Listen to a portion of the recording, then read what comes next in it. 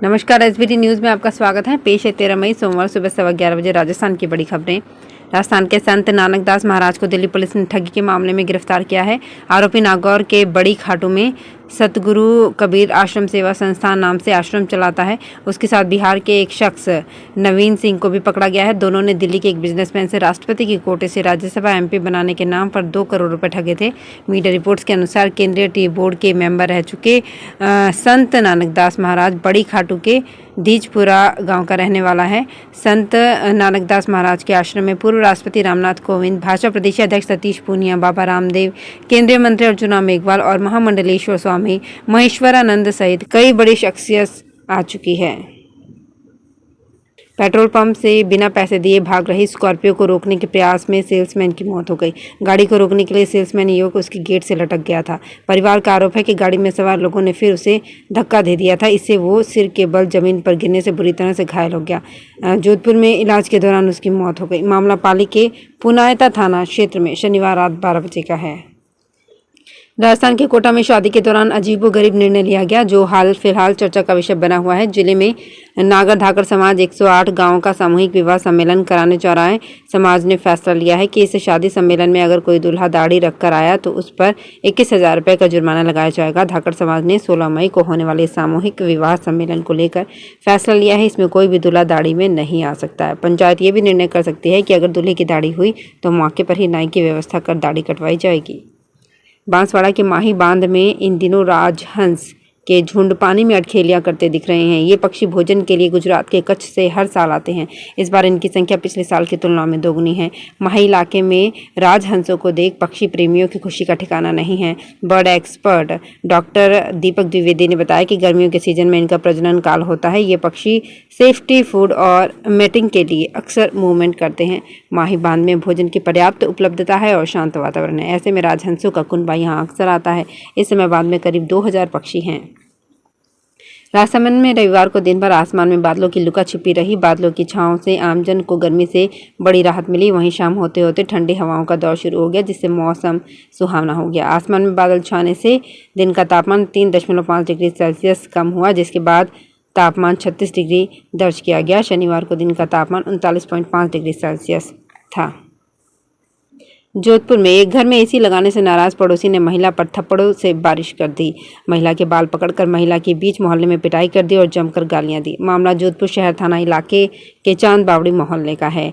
घटना शनिवार शाम 4 बजे की करीब हुई। सदर कोतवाली थाना इंचार्ज बलवंता राम ने बताया कि चांद बावड़ी के पीड़ित महिला शनिवार शाम थाने पहुंची और पड़ोसी रघुनाथ दादीज और अन्य के खिलाफ मामला दर्ज करवाया। वारदात के बाद से आरोपी फरार है। पुलिस ने मामला दर्ज कर लिया है। आरोपी की तलाश की जा रही है।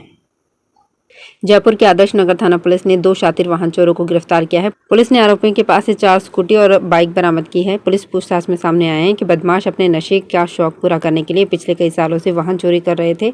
जयपुर सिटी के अलग अलग इलाकों में कई चोरी की वारदात को अंजाम दे चुके हैं। राजस्थान सरकार ने शनिवार को एक आईएएस अधिकारी को अतिरिक्त कार्यभार दिया है, तो वहीं राजस्थान प्रशासनिक सेवा के 2 अधिकारियों को एपीओ कर दिया गया है। जयपुर जिला कलेक्टर प्रकाश राज पुरोहित को दूदू जिले के कलेक्टर का भी अतिरिक्त कार्यभार आगामी आदेशों तक दिया गया है। सरकार ने दूदू कलेक्टर हनुमानमल ढाका को रिश्वत मांगने के आरोप में एपीओ कर दिया था। तब से ही पद रिक्त चल रहा था। वहीं आरएएस अधिकारी और अजमेर विकास प्राधिकरण के उपायुक्त सूर्यकांत शर्मा और तारानगर के एसडीएम रवि कुमार को भी आगामी आदेशों तक एपीओ रखा गया है। जयपुर में मॉर्निंग वॉक पर निकली बुजुर्ग महिला से सोने की चेन लूटने का मामला सामने आया है। बाइक पर आए बदमाश बुजुर्ग महिला के गले से चेन तोड़कर फरार हो गए। महिला ने शोर मचाते हुए बदमाशों को पीछा भी किया, लेकिन आरोपी फरार हो गए। पुलिस सीसीटीवी फुटेज के आधार पर बदमाशों की तलाश कर रही है। बाड़मेर में गर्मी का सितम एक दिन की राहत के बाद रविवार को फिर से बढ़ गया।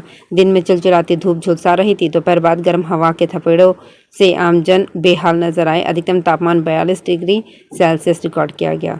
अब मौसम विभाग ने 14 मई से 2 दिन तक आंधी बारिश बादल की चेतावनी जारी की है। बीकानेर संभाग में लूणकरण सर के खिएरा गांव में चोर एक घर से 3 लाख रुपए के साथ सोने चांदी के जेवरात चुरा कर ले गए। चोरी के बाद थाने में मामला दर्ज हुआ, लेकिन अब तक पुलिस को कोई सुराग नहीं मिला है। पीड़ित परिवार ने आला अधिकारियों तक गुहार लगाई है। खिएरा गांव के लालाराम रायगर ने पुलिस को दी रिपोर्ट में बताया कि उसके घर में अज्ञात चोरों ने घुसकर चोरी की वारदात को अंजाम दिया। जयपुर शहर के प्रमुख चौराहे पर ट्रैफिक सिग्नल के साथ अब ट्रैफिक पोल पर भी उसी रंग की लाइट दिखेगी जिस रंग का सिग्नल होगा। जयपुर ट्रैफिक पुलिस ने पहल करते हुए ट्रैफिक पोल एलिमिनेशन किया है। फिलहाल रामबाग चौराहे पर ट्रायल के तौर पर यह एलिमिनेशन किया गया है। अगर प्रयोग सफल रहा तो शहर के सभी मुख्य चौराहों पर इसी प्रकार की लाइट पोल पर लगा दी जाएगी। ट्रैफिक पोल पर लाइटिंग से ये फायदा है कि दूर से आने वाले गाड़ी ड्राइवर को 1 किलोमीटर दूर से ये पता चल जाएगा कि सिग्नल लाल है या हरा। वहीं सिग्नल नहीं दिखने की शिकायत भी खत्म हो जाएगी। चूरू में अत्यधिक गर्मी और लू के चलते जिला कलेक्टर की ओर से दोपहर में पशुओं को काम में नहीं लेने के आदेश की पालना नहीं हो पा रही है। रामसरा टीले पर भरी दोपहर में ऊंटों पर पर्यटकों की सवारी करवाई जा रही है। सूचना पर शनिवार को पशुपालन विभाग की टीम मौके पर पहुंची और पशुओं से काम करवा रहे लोगों को रोका और तीखी धूप और लू में काम पर नहीं जाने के लिए पाबंद किया। उदयपुर में जाखम डैम से बहकर आने वाली नदी के बहाव से प्रतिवर्ष 3 से 4 माह तक परसोला का संपर्क कटने के बावजूद आज तक सरकार महज 13 मीटर की पुलिया नहीं बना सकी, जबकि पूर्ववर्ती सरकार ने इसके लिए बजट जारी कर काम की स्वीकृति भी दे दी थी।